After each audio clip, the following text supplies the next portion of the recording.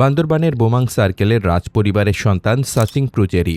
রাজনীতিতে এসে ১৯৯৬ সালে প্রথমবার সংসদ সদস্য নির্বাচিত হয়েছিলেন তিনি। দীর্ঘ রাজনৈতিক পথ চলায় বান্দরবান সদর উপজেলা ও বান্দরবান পার্বত্য জেলা পরিষদের চেয়ারম্যানের দায়িত্ব পালন করেছেন।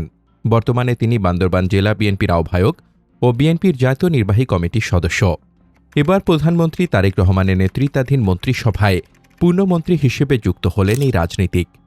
শুক্রবার সন্ধ্যায় বঙ্গভবনের দরবার হলে নতুন রাষ্ট্রপতি মির্জা ফখরুল ইসলাম আলমগীর তাকে মন্ত্রী হিসেবে শপথ পড়ান। রাষ্ট্রপতির শপথের পরপরই নতুন মন্ত্রীদের শপথ অনুষ্ঠিত হয়। সাচিং প্রুজেরি অং সই প্রু চৌধুরীর ছেলে। তার বাবা ছিলেন বান্দরবানের বোমাং সার্কেলের ১৫তম রাজা এবং রাজনীতিবিদ। পাকিস্তান আমল ও স্বাধীন বাংলাদেশে বিভিন্ন সময় সংসদ সদস্য ও মন্ত্রীর দায়িত্ব পালন করেন তিনি। সাচিং প্রুজেরির মামি মা ম্যাং জিও সংরক্ষিত মহিলা আসনের সাবেক সংসদ সদস্য। তিনি ১৯৯১ সালের পঞ্চম জাতীয় সংসদ নির্বাচন এবং ১৯৯৬ সালের ষষ্ঠ জাতীয় সংসদ নির্বাচনে সংরক্ষিত মহিলা আসন ৩০ থেকে সংসদ সদস্য নির্বাচিত হন। সাচিং প্রুজেরি বোমাং সার্কেলের রাজপুত্র। ১৯৯৬ সালে ষষ্ঠ জাতীয় সংসদ নির্বাচনে পার্বত্য বান্দরবান আসন থেকে প্রথমবার সংসদ সদস্য নির্বাচিত হন তিনি। দীর্ঘ বিরতির পর ২০২৬ সালের ত্রয়োদশ জাতীয় সংসদ নির্বাচনেও বান্দরবান আসন থেকে বিএনপির প্রার্থী হিসেবে জয়ী হন। রাজনৈতিক জীবনে তিনি বান্দরবান সদর উপজেলা ও বান্দরবান পার্বত্য জেলা পরিষদের চেয়ারম্যানের দায়িত্ব পালন করেছেন। বর্তমানে তিনি বান্দরবান জেলা বিএনপির আহ্বায়ক এবং বিএনপির জাতীয় নির্বাহী কমিটির সদস্য। হলফনামায় সম্পদের চিত্র। ত্রয়োদশ জাতীয় সংসদ নির্বাচনে বান্দরবান আসনে বিএনপির প্রার্থী হিসেবে দেওয়া হলফনামা ও আয়কর সনদ অনুযায়ী সাচিং প্রুজেরির শিক্ষাগত যোগ্যতা এইচএসসি এবং পেশা ব্যবসা। ২০২৫-২৬ করবর্ষে তার নিজস্ব বার্ষিক আয় ৫,৫০,০০০ টাকা, যার মূল উৎস ব্যবসা। তার উপর নির্ভরশীলদের বার্ষিক আয় দেখানো হয়েছে ৮,৫৫,০০০ টাকা। তার মোট প্রদর্শিত নিট সম্পদের পরিমাণ ৩৫,৭২,০০০ টাকা। আয়কর হিসেবে তিনি ১০,০০০ টাকা পরিশোধ করেছেন।